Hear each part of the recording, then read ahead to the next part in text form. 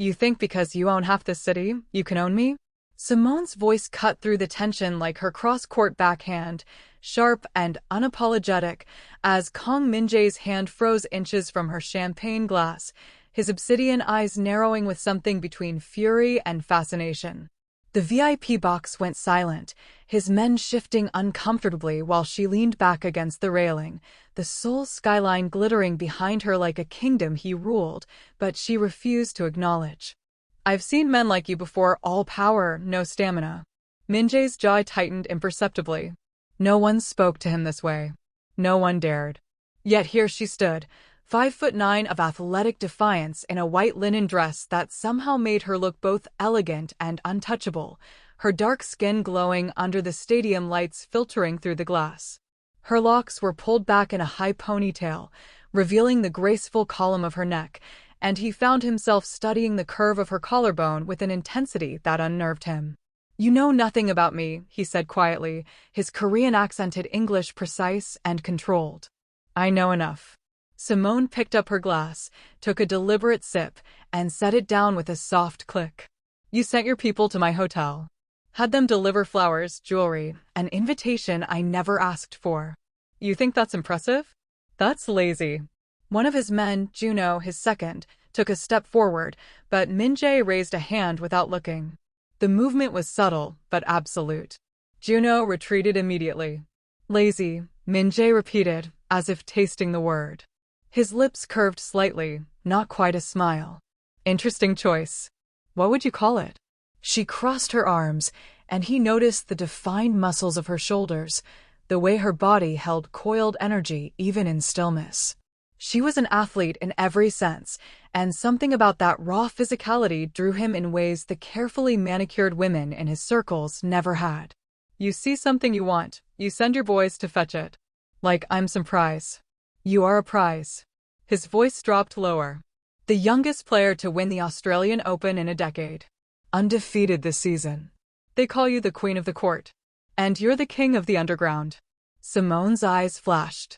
Congratulations. We both have titles. Doesn't mean I'm interested in yours. The truth was more complicated than her bravado suggested.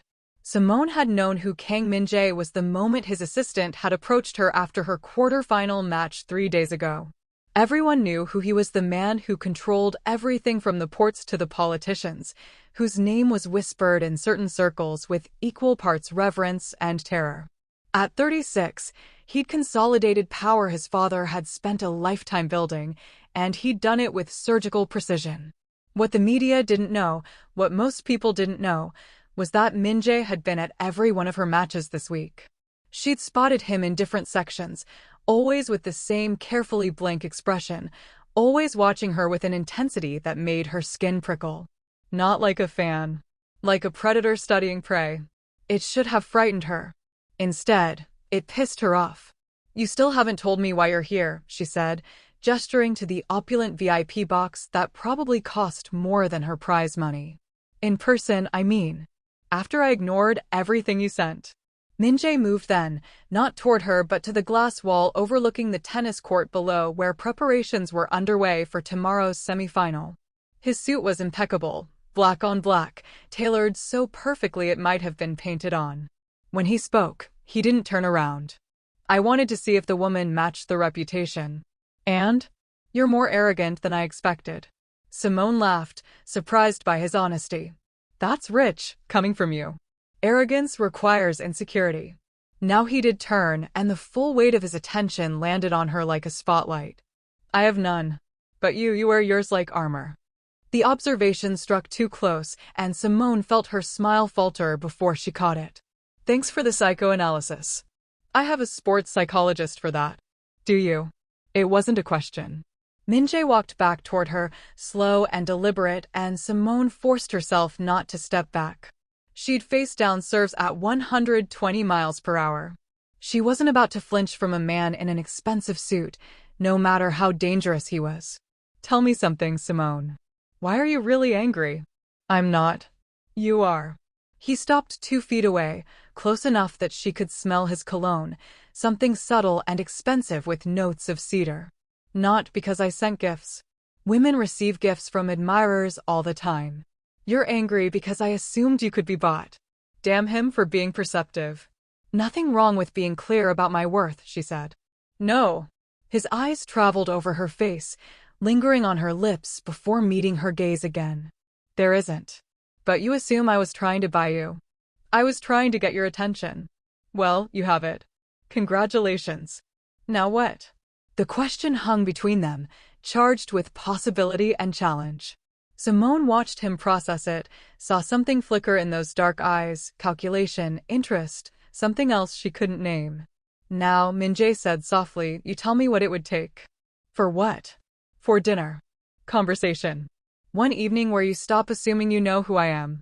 Simone studied him, this man who commanded an empire built on fear and loyalty, who looked at her like she was a puzzle he intended to solve. The smart thing would be to refuse again, to walk away from whatever this was before it became complicated. She had a career to protect, a semi-final to win, a life that didn't include dangerous men with dangerous reputations. But then he'd said she wore her arrogance like armor, and he wasn't wrong. She'd spent her whole life proving people wrong, coaches who said she was too aggressive, sponsors who wanted her to smile more, commentators who analyzed her hair and her attitude more than her technique. She'd built her confidence out of necessity, out of surviving in spaces that didn't always want her there. And here was a man who seemed to see through it all. One dinner, she heard herself say, "Public place. I choose the restaurant." Min-jae's expression didn't change, but something in the air between them shifted. Agreed. And no gifts. No flowers, no jewelry, no cars showing up at my hotel. Done. And if I decide at any point that I'm not interested, you back off. Completely. This time, he smiled, a real smile that transformed his face from severe to something almost boyish. You have my word. Simone didn't trust his word, didn't trust him, didn't trust any of this. But she extended her hand anyway, professional and final. Tomorrow night, after my match. Min-jae took her hand, and his grip was warm, firm, and brief. Tomorrow night. She turned to leave, needing to escape the intensity of his presence, but his voice stopped her at the door. Simone. She looked back. Win tomorrow, he said. I want to watch you destroy her. Despite herself, Simone grinned. I always win. She left before he could respond, before she could second-guess herself, before she could admit that some part of her was thrilled by the whole encounter. The VIP box door closed behind her, and she let out a breath she hadn't realized she'd been holding. What the hell had she just agreed to? Behind her, in the box, Juno approached his boss carefully. Sir, are you certain this is wise? Her profile is very public. If the media. I don't care about the media. Min-jae was still looking at the door Simone had walked through, his expression thoughtful. Did you see how she moved? Even standing still, she's in motion. Calculating. Ready. She's a tennis player. She's a fighter. Min-jae finally turned away from the door, his business mask sliding back into place. And she just challenged me without realizing it. How so? Min-jae poured himself a drink from the bar, the amber liquid catching the light. She thinks I have no stamina, no fire, that I'm all control and no passion. He took a sip, savoring it. She has no idea what she's just started. Juno remained diplomatically silent. He'd worked for Kang Min-jae for 8 years, had seen him dismantle rival organizations with cold efficiency, had watched him turn violence into art when necessary. His boss was many things: calculated, ruthless, brilliant. But passionate? Juno had never seen that side of him. Arrange a table at Mingle's, Min-jae said. Tomorrow night, 9 o'clock. Private section, but visible enough that she feels safe. And Juno? Yes, sir. Make sure our people stay invisible. If she sees even one of them following her, she'll never trust me. After Juno left, Min-jae returned to the glass wall, looking down at the court below. They were rolling out new nets, preparing for tomorrow's matches. He'd come to Seoul on business, meetings that would determine the flow of goods through the port for the next quarter. He'd planned to be here 3 days, maximum. Then he'd seen her play. It wasn't just her skill, though she was extraordinary, powerful serves, impossible returns, a court presence that dominated her opponents psychologically before the first ball was even served. It was the way she carried herself. The way she stared down line judges who made questionable calls. The way she celebrated points with pure, unfiltered joy, fist-pumping and shouting in a sport that preferred quiet dignity. She didn't fit in, and she didn't care. Min-jae had spent his entire life fitting in, sliding between worlds, the legitimate business side where he was a respected shipping magnate, and the underground where he controlled everything the law couldn't touch. He wore the right suits, said the right things, presented the right image. Control was everything. Emotion was weakness. But watching Simone play, he'd felt something he couldn't quite name. Want, yes. Fascination, certainly. But also recognition. She was fighting her own battles, commanding her own empire, and she did it with a boldness he'd forgotten he once had. He wanted to understand her. He wanted to break through that armor she wore. He wanted to see if the fire she showed on the court burned just as hot everywhere else. And she challenged him without even knowing the game she'd entered. Min-jae finished his drink and set the glass down with the same precise control he applied to everything in his life. Tomorrow, Simone would win her semi-final. He had no doubt about that. And tomorrow night, she'd sit across from him at dinner, probably still defensive, still convinced she had him figured out. She would learn otherwise. The question was whether he could handle learning the truth about himself in the process. He left the VIP box, his men falling into formation around him like shadows, and disappeared into the Seoul night. Behind him, the stadium lights blazed on, illuminating the court where tomorrow, Simone would do what she did best. Fight. And now, so would he. The stadium roared, a sound like thunder contained in concrete and steel, and Simone fed off it like oxygen. Match point. Her opponent, Nakamura Yuki, the third seed and a former finalist, was crouched low on the opposite baseline, sweat dripping down her face, her expression somewhere between determination and desperation. Simone bounced the ball twice, then 3 times, her ritual. The noise faded to background static as her focus narrowed to a single point, the serve. She tossed the ball high, her body uncoiling like a spring, and the crack of her racket meeting the ball echoed through the stadium. Ace. Right down the T-line. Game, set, match. The crowd erupted, and Simone dropped her racket, hands on her knees, breathing hard but grinning. She'd won in straight sets, 6-3, 6-4, and it had never really been close. At the net, Yuki shook her hand with professional courtesy, but there was relief in her eyes, relief that it was over. Good match, Simone said, meaning it. You're incredible, Yuki replied in accented English. Go win it all. The post-match press conference was a blur of questions about her technique, her mindset, her chances in the final. Simone answered on autopilot, her media training kicking in even as her mind wandered to the dinner she'd agreed to. What had she been thinking? She had a final to prepare for, the biggest match of her season, and she'd committed to spending the evening with a man who probably had bodies buried somewhere. Simone, there are reports that you were seen in a VIP box yesterday with Kang Min-jae, the shipping executive. Can you comment on your relationship? The question snapped her back to the present. A reporter in the third row, young guy with hungry eyes, was leaning forward with his phone recording. Shipping executive. That was one way to describe him. I don't have a relationship with anyone, Simone said evenly. I'm here to play tennis. Next question. But the damage was done. She could see the other reporters typing furiously on their phones, already crafting headlines. Tennis star and mogul. Simone's secret romance. She wanted to scream. After the conference, her coach, Marcus, a 60-year-old from Chicago who'd trained 3 Grand Slam champions, cornered her in the hallway. What the hell are you doing? He didn't look angry, just concerned, which was somehow worse. Playing tennis. Winning matches. Doing my job. You know what I mean.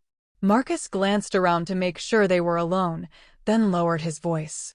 That man is dangerous, Simone. I did some research last night after I heard about the VIP box. He's not just some rich businessman. I know who he is. Do you? Because from where I'm standing, you're about to step into something that could destroy everything you've worked for. Simone's joy tightened. She loved Marcus, respected him more than almost anyone, but this protective father routine grated on her. I'm having dinner with him. That's all. One meal, public place, and then I'll probably never see him again. Why risk it at all? Because I want to. The words came out sharper than she intended. Because I'm 21 years old and I'm tired of living in a bubble. Because maybe I'm curious. Is that allowed? Marcus sighed, and suddenly he looked every one of his 60 years. You're allowed to do whatever you want. You're an adult. I'm just asking you to think about the consequences. I always think about consequences, Simone said quietly. It's all I ever do.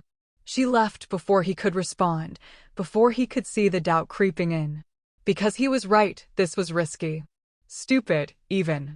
But she was so tired of playing it safe, of calculating every move, of being the perfect professional who never made waves. On the court, she was fierce, uncompromising, unafraid. Off the court, she was careful, measured, always aware of how she was perceived as a young black woman in a predominantly white sport. Just once, she wanted to do something reckless. Her phone buzzed. Unknown number, but the message was clear. Car will pick you up at 8:30. Congratulations on the win. MJ. Simone stared at the message, thumb hovering over the delete button. She could cancel. Claim exhaustion, prep for the final, avoid whatever this was before it became real. Instead, she typed back, I'll meet you there. Send me the address. His reply came immediately, independent to the end. Address attached. I look forward to seeing you. Back at her hotel, Simone stood in front of her closet, staring at her limited options. She'd packed for a tennis tournament, not dates with dangerous men. Eventually, she settled on black pants, a silk top in deep burgundy, and the simple gold hoops her grandmother had given her before she died. She left her locks down this time, the weight of them familiar and grounding. Her phone rang.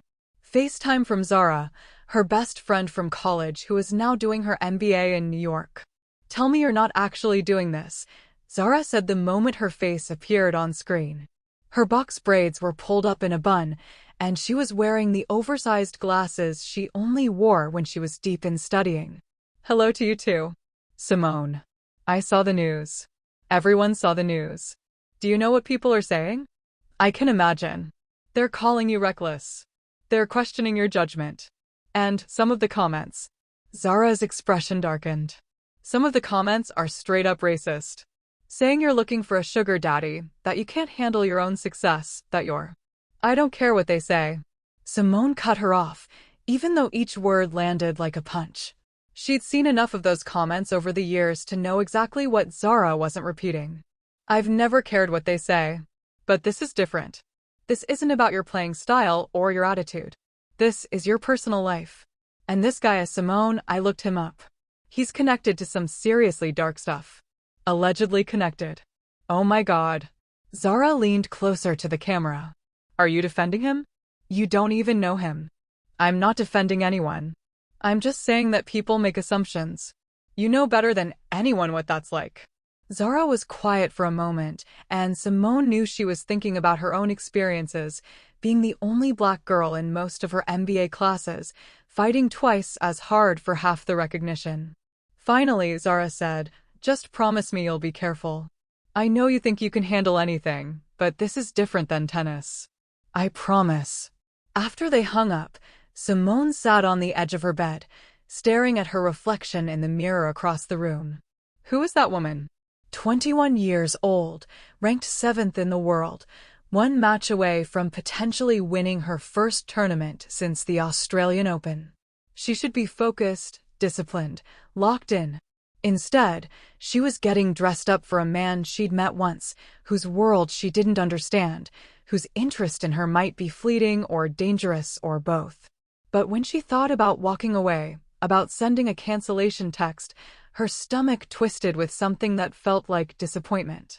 Because Minjae had seen through her bravado, had called out her armor, and instead of being angry about it, she was intrigued.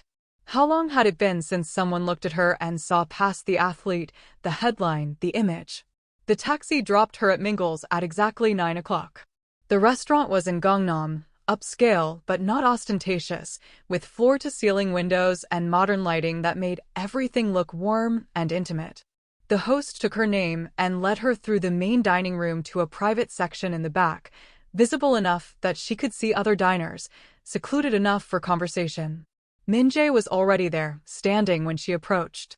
He'd traded the black suit for charcoal gray, no tie, the top button of his white shirt undone. It was the most casual she'd seen him, and somehow it made him more intimidating, not less.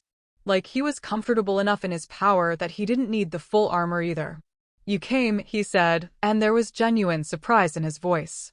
"I said I would. People say a lot of things." Simone sat down without waiting for him to pull out her chair, a small assertion of independence. "I'm not most people." "No." Min-jae sat across from her, his eyes never leaving her face. "You're not." A server appeared with water and menus, explained the chef's specials in Korean, then English when he noticed Simone. She ordered the grilled fish, he ordered something she didn't catch, and then they were alone again. "You won today," Min-jae said. "You sound surprised." "I'm not. I knew you would." "That's a lot of confidence in someone you don't know." "I know you." He said it simply, as if it were fact. "Maybe not your history, your preferences, your life story. But I know the way you approach challenges. I watched you play 3 matches. You don't just want to win, you want to dominate. You want your opponents to know they never had a chance." Simone felt her pulse quicken. "And that's a good thing?"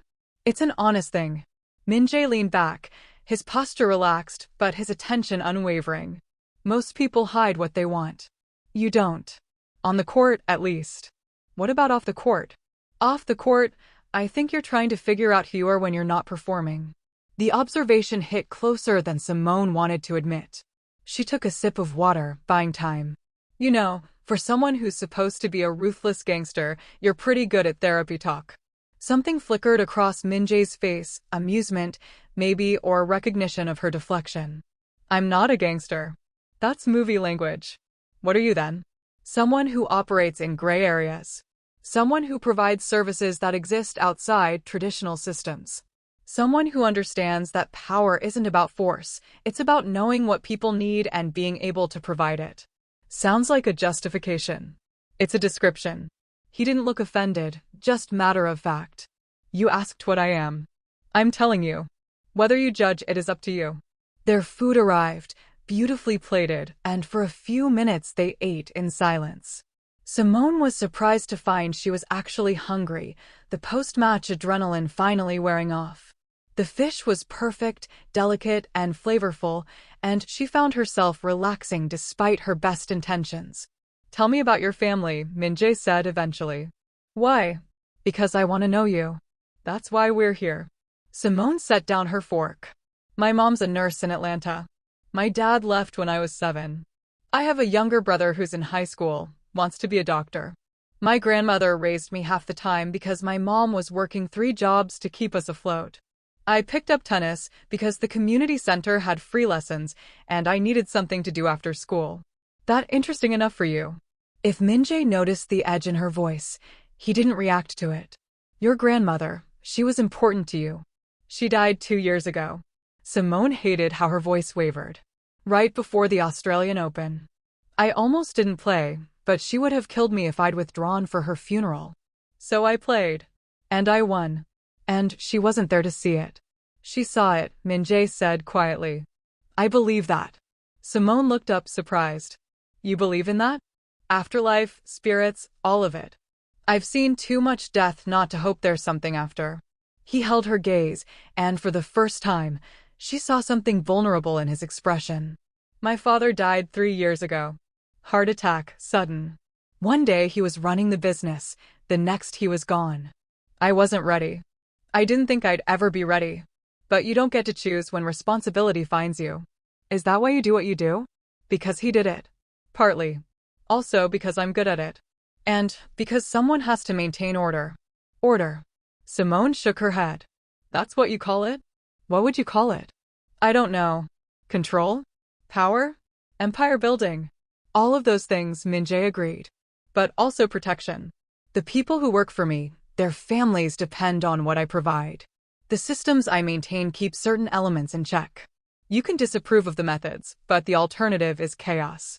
You sound like you've given this speech before. Never. I don't explain myself. He paused. But you asked, and I'm answering honestly. That's more than I've given anyone in years. Simone believed him, and that scared her.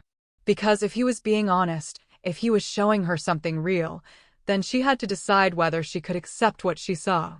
And if she couldn't, if she walked away now, some part of her knew she'd always wonder what might have been. Your turn, she said, deflecting again. Tell me something true. Something you don't tell people. Min-jae considered this, his fingers drumming once on the table of a rare tell of thought. I haven't felt anything real in years. Not fear, not joy, not anger. I go through motions, I make decisions, I maintain control. But I don't feel it. Until. He stopped. Until I watched you play. His eyes met hers, and the intensity in them made her breath catch. And I felt something I couldn't categorize or control. The honesty of it landed between them like a challenge.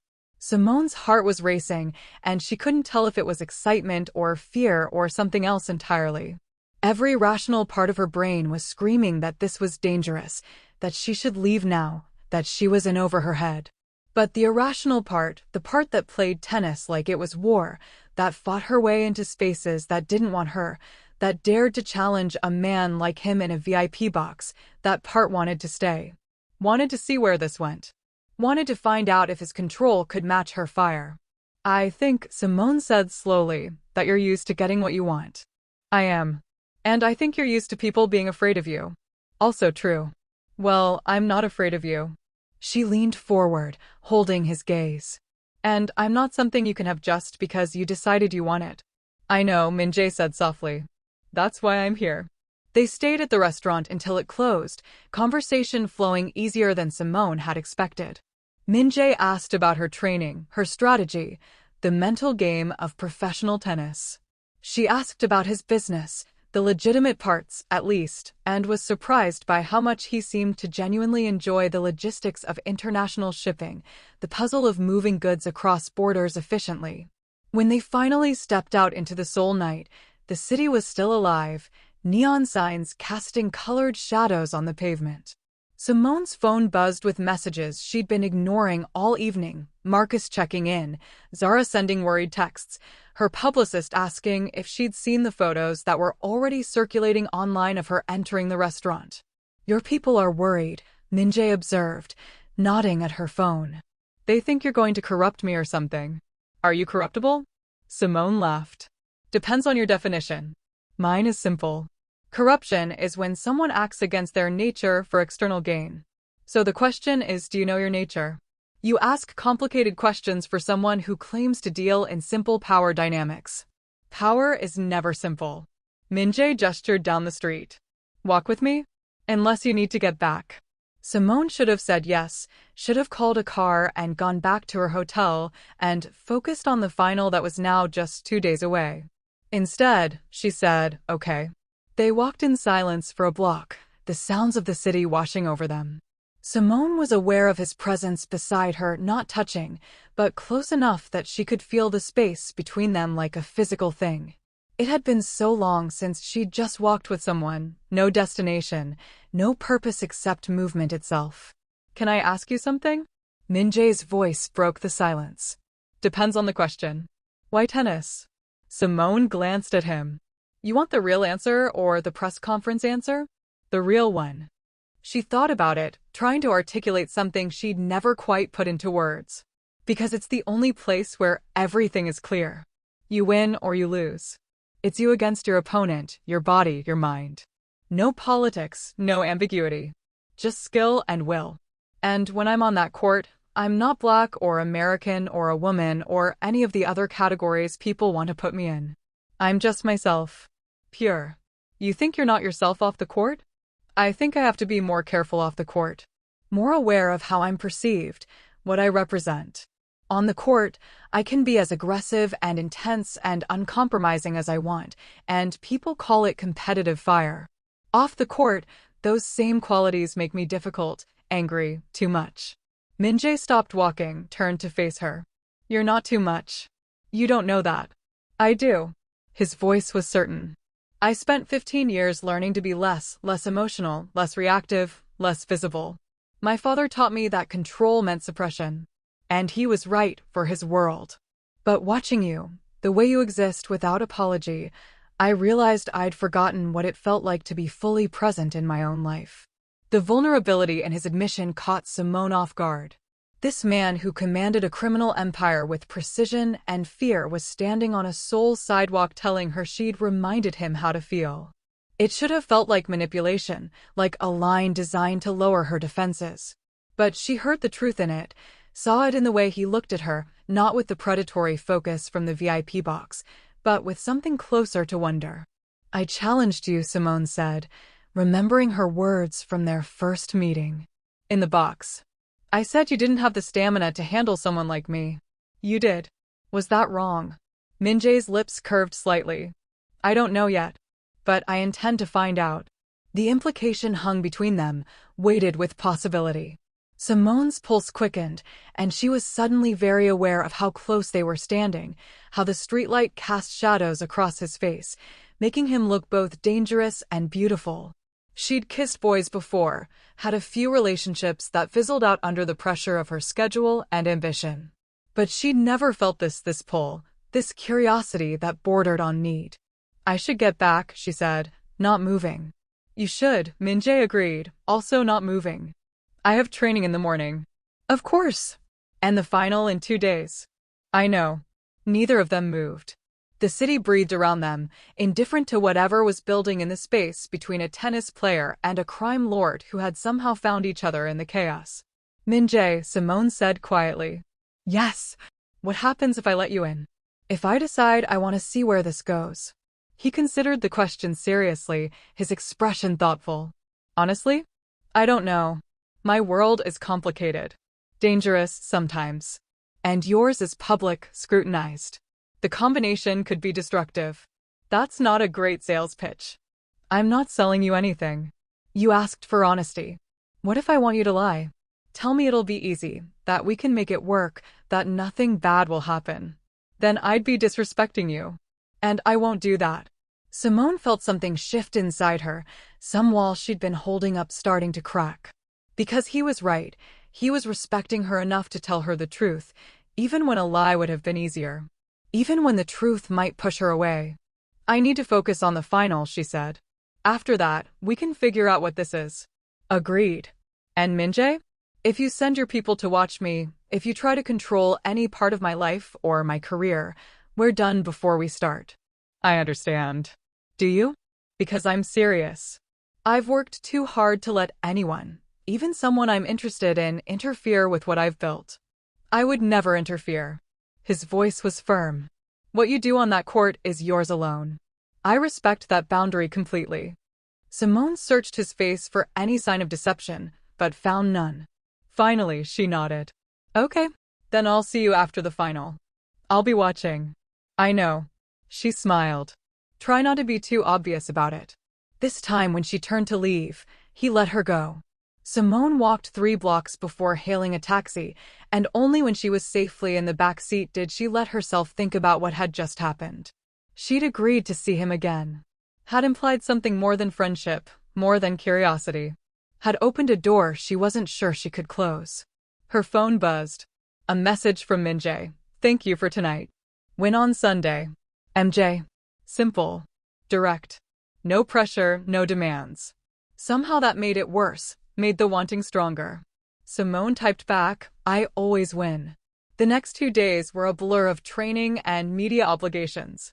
The final was against Elena Volkov, the second seed and a former world #1 who'd been playing the best tennis of her career.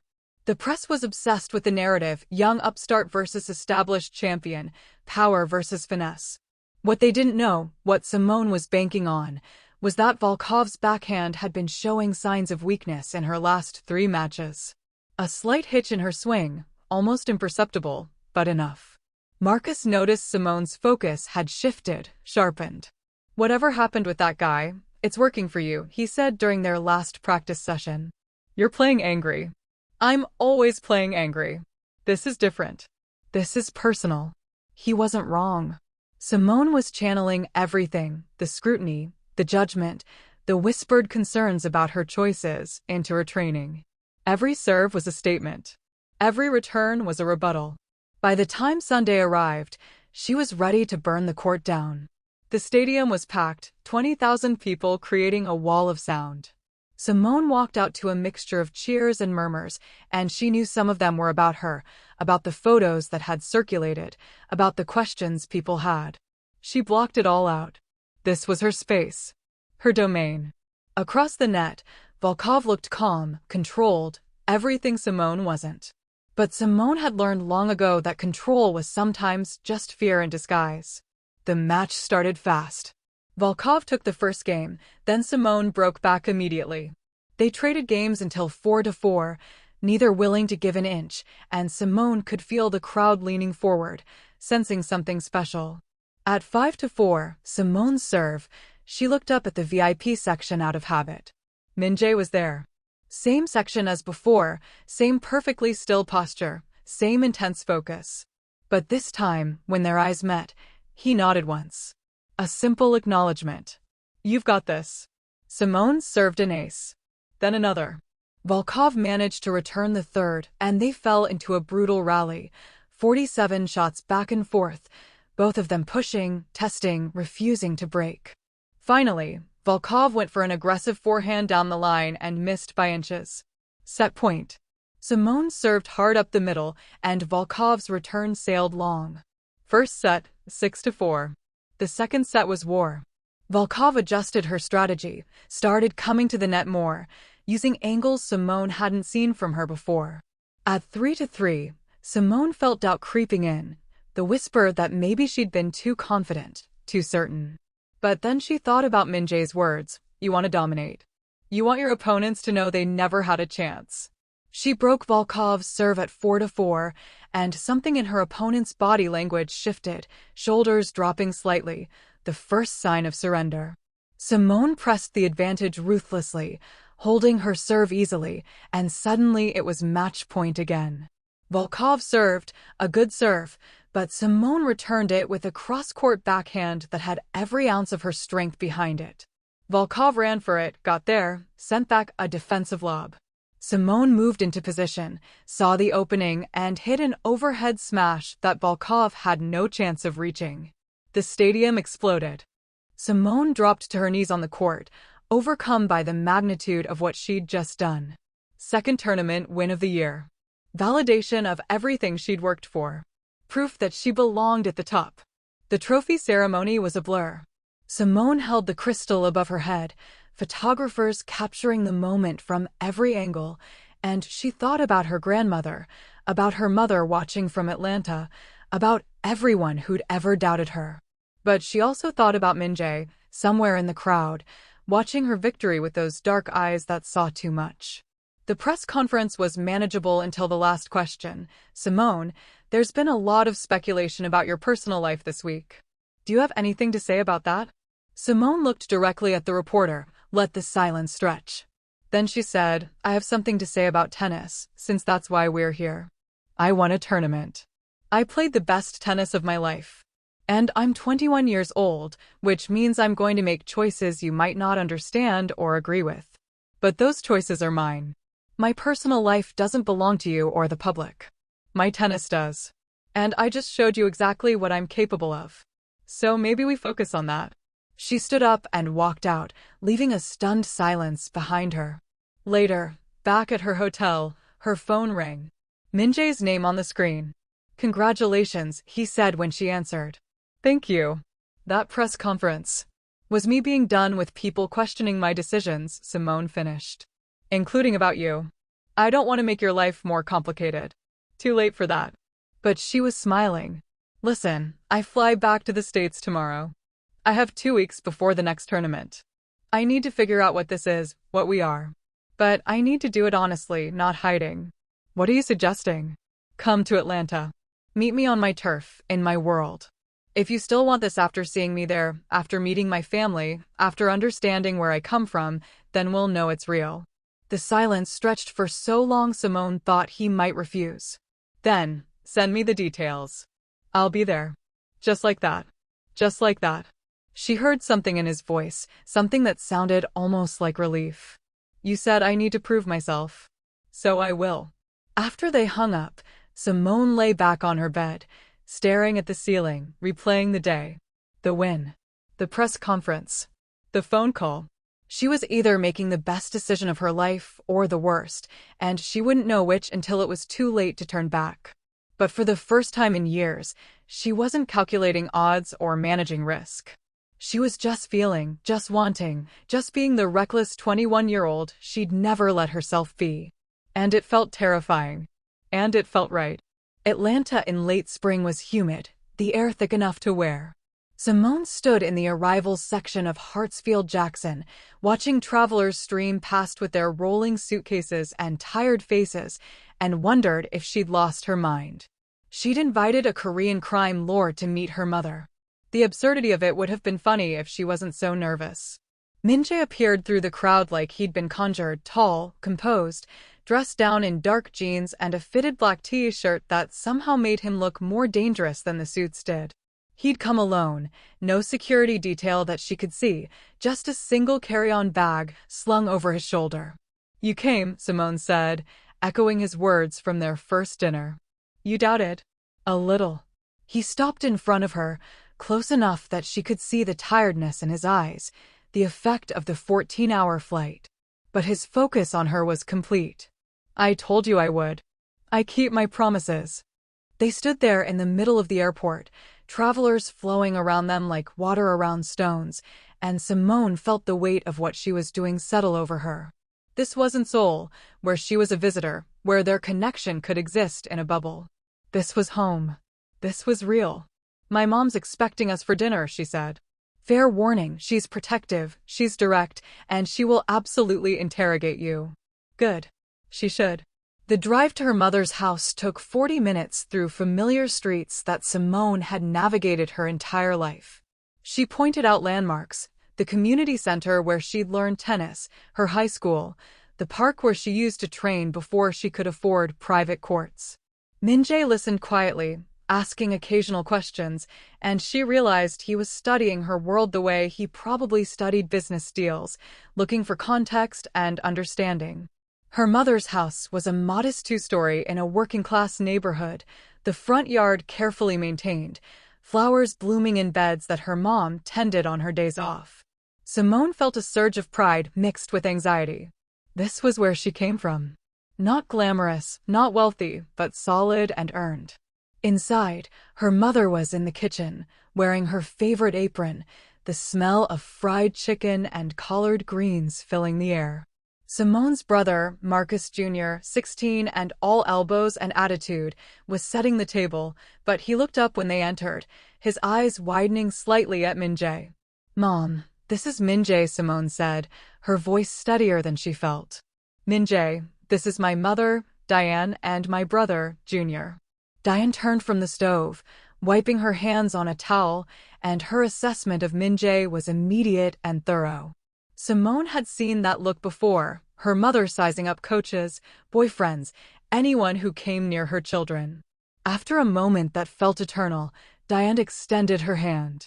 Welcome, she said, her tone neutral. Simone tells me you've been spending time together.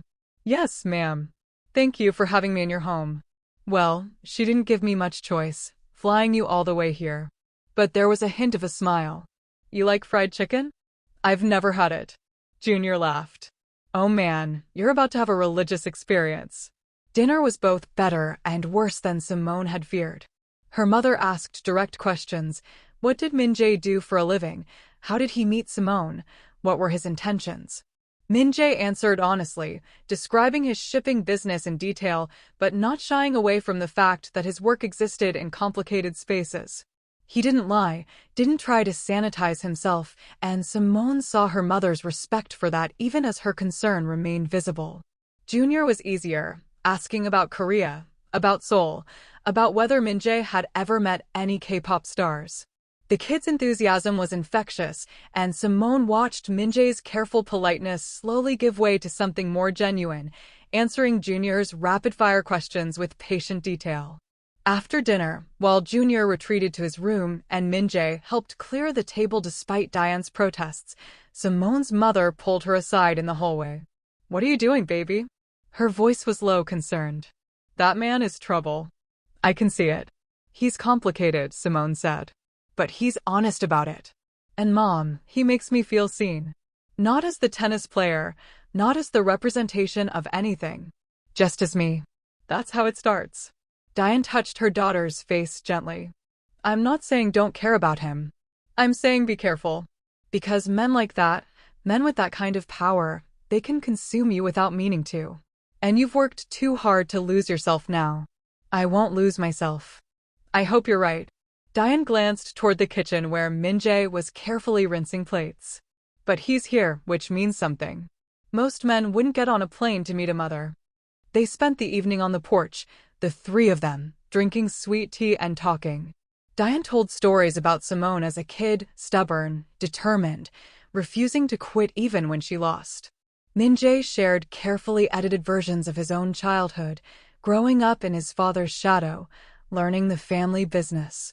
And slowly, Simone saw her mother's guard lower, not completely, but enough. When Diane finally went inside, claiming exhaustion from her hospital shift, Simone and Min-jae remained on the porch, the night sounds of Atlanta surrounding them, distant traffic, crickets, someone's music playing down the block. "Your mother is formidable," Min-jae said. "She had to be. Single mom, 2 kids, making it work on a nurse's salary. She taught me everything about fighting for what you want." "I see where you get it from." Simone looked at him, this man who'd flown across the world because she'd challenged him to, who'd sat through dinner with her family without his armor of power, who looked more vulnerable in this moment than she'd ever seen him. "Why are you really here, Min-jae? And don't give me some line about proving yourself." "The truth." He was quiet for a long moment, staring out at the dark street. "Because for the first time in years, I want something I can't control or command into existence. And it terrifies me." "What do you want?" "You." He turned to face her. "Not to own you, not to possess you. Just to be near you. To understand you. To see if this thing between us is real or if I'm just drawn to someone who reminds me of who I used to be before I learned to bury everything." The honesty of it struck Simone in the chest. "And if it is real? What then? You live in Seoul. I travel 9 months a year. Your work is illegal. Mine is public. How do we make that work?" "I don't know. But I want to try." Simone felt tears pricking her eyes and blinked them back. She'd cried when she won the Australian Open, cried when her grandmother died, but she rarely let herself cry otherwise. Crying felt like weakness, like giving in. But sitting here with Min-jae, admitting they wanted something impossible, she felt the tears threaten anyway. "I'm scared," she said quietly. "So am I." "You don't seem scared. You seem calm about everything." "That's the control I told you about. I learned to hide fear so well I sometimes forget I'm feeling it. But I am. Because you could destroy me, Simone. And I've spent 15 years making sure no one had that power." She turned to him then, really looked at him in the dim porch light, and saw past the careful mask to the man beneath. Saw his fear, his want, his willingness to be vulnerable with her. And she made a choice. Simone leaned in and kissed him. It was tentative at first, a question more than a statement, but when he responded, when his hand came up to cup her face gently, everything else fell away. The kiss deepened, became something hungry and necessary, weeks of tension and want finally finding release. His other hand found her waist, pulling her closer, and she went willingly, her fingers threading through his hair, and for a moment there was nothing but sensation, connection, truth. When they finally broke apart, both breathing hard, Min-jae rested his forehead against hers. "We should stop. I know. Your mother is inside." "I know." Neither of them moved. "Min-jae," Simone whispered. "Yes." "Stay. Not here, but in Atlanta. For the 2 weeks. Let me show you my world. Train with me, meet my friends, see what my life actually looks like. And then we'll know." "Know what?" "If this can work. If we can work." He pulled back enough to see her face, his eyes searching hers. "And if it can't?" Then at least we tried. At least we didn't let fear make the decision. Min-jae nodded slowly.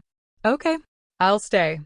They sat together on that porch until past midnight, not talking much, just being present with each other, and Simone felt something settle in her chest. This was either the beginning of something extraordinary or the beginning of heartbreak, and she had no way of knowing which. But for once, she was okay with the uncertainty.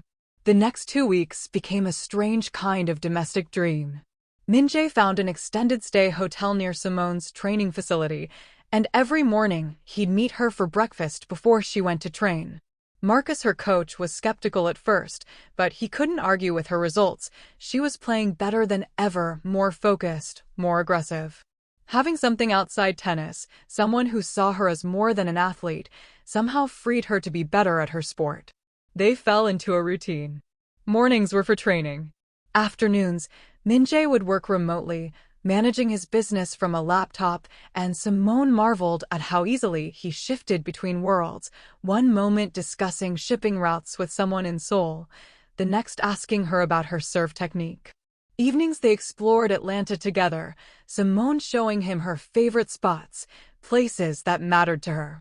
She took him to the King Center, explained the civil rights movement's importance, watched him absorb the history with serious attention. They ate at hole-in-the-wall restaurants where she was recognized occasionally, but could still exist relatively normally. They went to her old community center where she taught a tennis clinic to local kids, and she saw something in his face watching her work with them, saw him understanding something about her that maybe he hadn't before. At night they talked about everything, his childhood growing up in luxury, but under immense pressure, her childhood scraping by but surrounded by love. About the loneliness of their respective paths, the sacrifices they'd made. About what they wanted beyond the obvious markers of success. Do you ever wish you'd chosen differently? Min-jae asked one night. They were in Piedmont Park, sitting on a bench overlooking the pond, the Atlanta skyline glowing in the distance. Chosen differently how? The tennis. The pressure. You could have had a normal life. Simone considered it. No, because tennis gave me a way out. A way up. It gave me power over my own destiny. Without it, I'd probably be working retail or maybe doing something administrative, which is fine, but it's not me. I need to fight. I need to win. What about you? Do you wish you'd left your father's world? Sometimes. But I'm good at what I do. And there are people who depend on me, not just my organization, but their families, their futures. If I walked away, that power vacuum would be filled by someone less careful, less concerned with minimizing damage. So I stay. We're both trapped by the things that give us purpose, Simone said. Or maybe we're freed by them. Depends on perspective. On the 10th day, Min-jae took a call that changed everything. Simone watched his face go carefully blank as he listened, saw the way his body tensed. When he hung up, he was quiet for a long moment. What's wrong? She asked. There's a situation in Seoul. A rival organization making moves, testing boundaries. I need to go back. How soon? Tomorrow. Maybe tonight if I can get a flight. Simone felt something inside her crack. She'd known this was temporary, had told herself she was prepared for him to leave, but the reality of it hit harder than expected. Okay, Simone. It's fine. It's your life, your responsibility. I get it. It's not fine. He moved closer, taking her hands. I don't want to leave. These 2 weeks have been the most peaceful I've felt in years. But people are going to get hurt if I'm not there to manage this situation, and I can't live with that. I know. And she did. She understood duty, understood sacrifice. But understanding didn't make it hurt less. Go. Do what you need to do. We'll figure out the rest later. Will we? His voice was quiet, uncertain in a way she'd never heard. Because I don't know how to do this, Simone. I don't know how to be who I am and also be with you. The distance, the danger, the fundamental incompatibility of our lives. Stop. Simone squeezed his hands. Don't make decisions when you're stressed. Go handle your business. And when things settle, we'll talk. Really talk. About what this is and what it could be. And if things don't settle, then we figure that out too. But Min-jae, I need you to be honest with me. About your life, your work, the risks. I can't be with someone who treats me like I need protection from the truth. I promise. No more hiding. He left that night, a quick kiss goodbye at the airport that felt both like an ending and a beginning. Simone drove home alone, her eyes burning with tears she refused to let fall until she was safely behind closed doors. The next tournament was in Rome, and Simone threw herself into preparation with fierce intensity. She won her first 3 matches without dropping a set, playing with an aggression that bordered on brutal.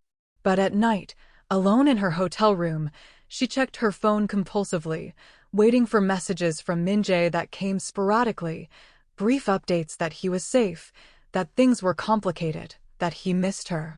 Missing someone was new territory.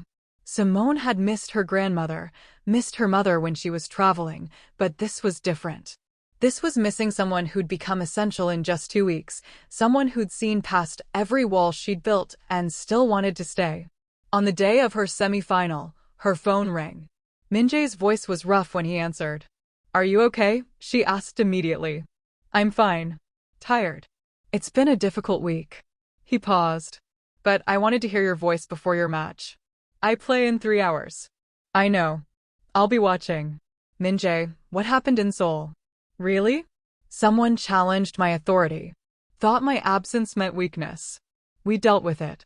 The careful language told Simone everything she needed to know. Violence had happened. Maybe people had died. And Min-jae had been at the center of it, making decisions that would haunt him even as he accepted them as necessary.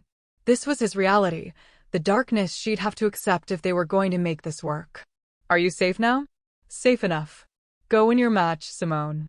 Show them what you're made of." She did. Won the semi-final, and then the final 2 days later, another tournament trophy to add to her collection. But the victory felt hollow without him there to see it, without being able to share the moment with someone who understood what it meant. After the press conference, she found a message waiting. "Congratulations, champion. Can I see you?" "I'm in Rome." Simone found him at a small cafe near the Trevi Fountain, sitting at a corner table with an espresso he hadn't touched. He looked different, shadows under his eyes, a tension in his shoulders that hadn't been there in Atlanta. When he saw her, something in his expression softened, and he stood. They didn't speak, just came together in an embrace that felt like relief, like homecoming, like the acknowledgement of something they'd both been trying to deny. Simone pressed her face into his shoulder and breathed him in, and for the first time in a week, felt steady. "I'm sorry," he said quietly, his lips close to her ear. "For leaving, for the silence, for all of it. Don't apologize. You did what you had to do." They sat, and a waiter brought Simone a cappuccino without her asking. The afternoon sun cast everything in golden light, and around them, tourists posed for photos and tossed coins into the fountain, completely unaware of the reckoning happening at their corner table. "I need to tell you something," Min-jae said, his hands wrapped around his cold espresso. "About what happened in Seoul." "You don't have to." "I do. You said you needed honesty. So I'm giving it to you." He took a breath. 3 people died. Not by my hand directly, but by my order. They were part of a rival organization that was trying to take over one of our territories, and they killed 2 of my men in the process. I had to respond. In my world, mercy is seen as weakness, and weakness gets more people killed. Simone felt the weight of his words settle over her. 3 people dead. 3 families destroyed. And the man sitting across from her had made that happen with a word, a decision, a calculation that violence was necessary. "Do you regret it?" she asked. "I regret that it was necessary. But given the same circumstances, I'd do it again." "That's who I am, Simone. That's the man you'd be choosing." She looked at him, really looked, seeing both the man who'd sat on her mother's porch drinking sweet tea and the man who ordered killings to maintain control. They weren't separate people, they were both Min-jae, and accepting one meant accepting all of it. "I don't know if I can live with that," she said honestly. "With knowing that people die because of decisions you make. But I also know that if you walked away, someone worse would take your place. And that doesn't absolve you, but it complicates things. I'm not asking for absolution. I'm asking if you can accept me as I am, darkness and all." Simone thought about her own darkness, the aggression she channeled into tennis, the part of her that wanted to destroy her opponents, that felt joy in their defeat. Everyone had shadows. The question was whether they could live with each other's. I need time, she said. Not to decide if I care about you, I already know I do. But to decide if I can build a life with someone whose life involves violence. That's fair. And I need you to promise me something. Anything.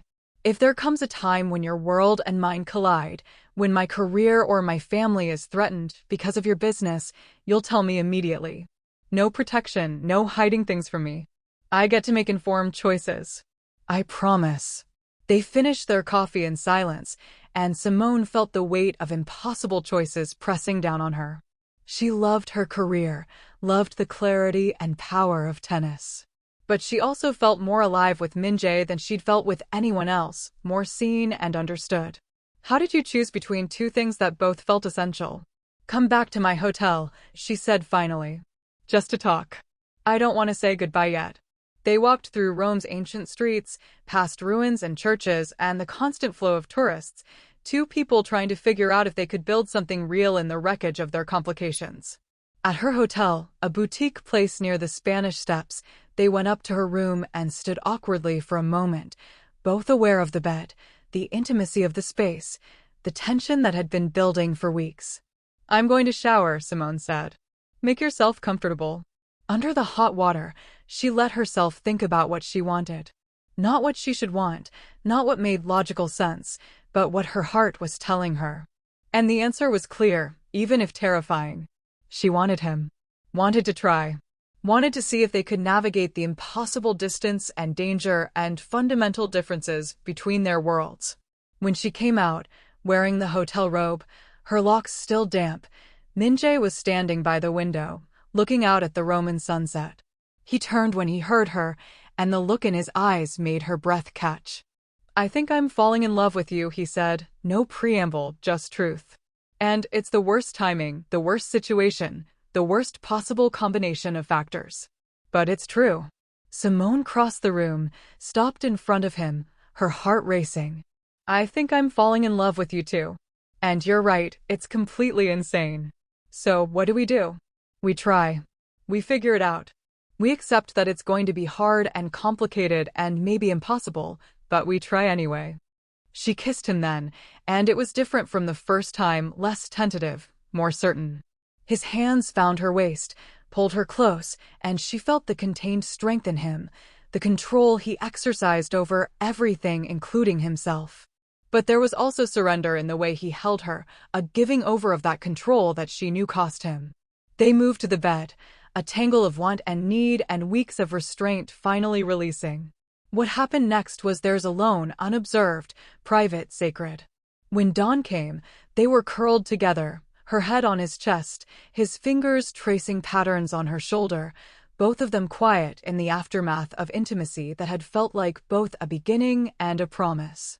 I have to go back to Seoul, Min-jae said eventually. There are things I need to handle, arrangements to make if we're going to do this properly. Properly? I want to step back from the day-to-day operations.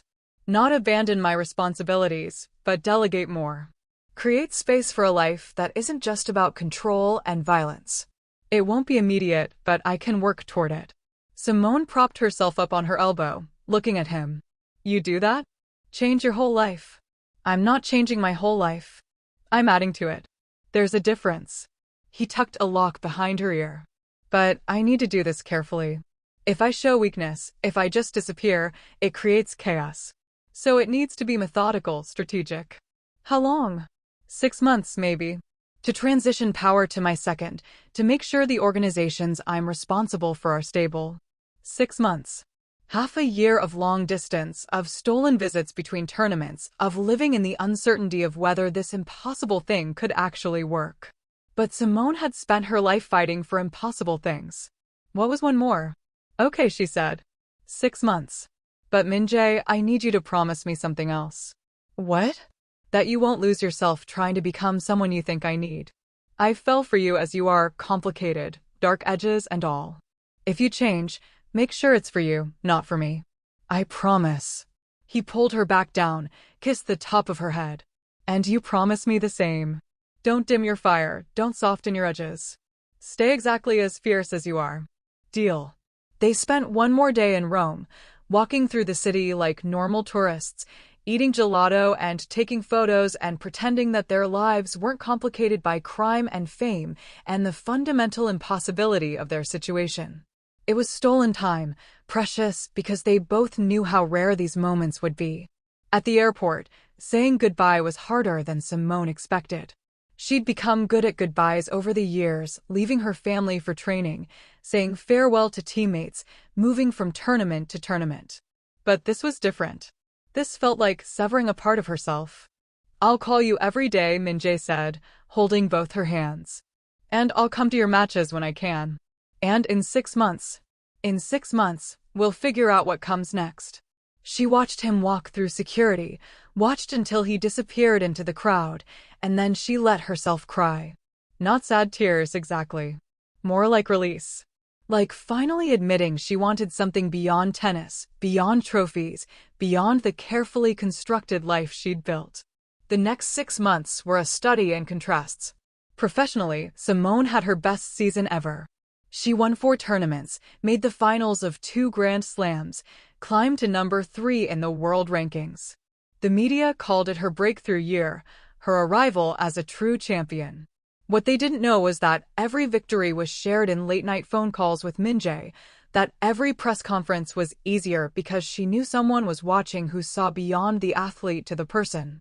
He came to 3 of her tournaments, always careful to stay out of media sight, meeting her in hotel rooms and quiet restaurants where they could pretend to be normal. And slowly, she saw the change in him, less tension in his shoulders, more ease in his smile. He was delegating, stepping back, building a life that had space for something beyond control. But it wasn't easy. There were nights when he couldn't call because of situations in Seoul. Times when she saw news reports about violence in his city and didn't hear from him for days, terror eating at her until he finally texted that he was safe. Moments when she wondered if she was being naive, if love was enough to bridge the fundamental differences in their worlds. Zara visited during the US Open, watched Simone's quarterfinal win, and later, in the locker room, confronted her directly. "Are you happy?" Zara asked. "What?" "With him. With this long-distance thing with a man whose business involves people dying. Are you actually happy, or are you just telling yourself you are?" Simone sat down on the bench, her tennis bag between her feet. "I'm happy. And terrified. And uncertain. And also more sure than I've ever been about anything." That's not an answer. Yes, it is. Because that's what love is, right? Being sure and unsure at the same time. Knowing someone is completely wrong for you on paper, but completely right in every way that matters. Zara was quiet for a moment. "He's changing you. He's not changing me. He's making space for parts of me I'd buried. And I'm doing the same for him. That's not change, that's growth." "Okay." Zara hugged her. "Okay. I just needed to make sure you knew what you were doing. I have no idea what I'm doing. But I'm doing it anyway." The 6 months ended in December, during a tournament in Tokyo. Simone was in the semifinals when Min-jae showed up at her hotel, unannounced and unexpected. She answered the door in training clothes, exhausted from practice, and there he was. "I'm done," he said simply. "Done. I transferred primary control to Juno. I'll still have input, still technically own the organization, but the day-to-day is his now. I'm free." Simone felt her heart stutter. "Free to what?" "Free to build a life with you. If you still want that." She pulled him inside, closed the door, and kissed him with every ounce of emotion she'd been holding back. When they finally broke apart, both breathing hard, she said, "What does that look like?" "A life with me. I'll travel with you to tournaments when I can. Base myself wherever you are in the off-season. Maybe start a legitimate shipping business, something clean. Figure out what normal actually means." "Normal sounds boring." "Then we'll make it interesting." He smiled, that rare, genuine smile she'd fallen in love with.